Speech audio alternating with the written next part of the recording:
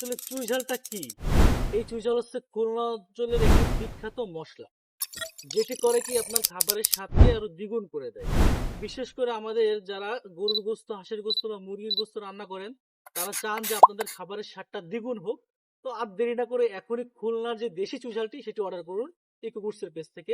এই আমরা খুলনা অঞ্চলের বিভিন্ন অঞ্চল থেকে গ্রামে গঞ্জে যেয়ে আমরা এটা নিজেরা এটা গাছটা কেটে এটা সংগ্রহ করে থাকি আপনাদেরকে দেওয়ার জন্য। একদম কাঁচা কোয়ালিটির চুই ঝাল দেখতে পাচ্ছেন আমাদের এখানে কাঁচা কোয়ালিটির চুই ঝাল।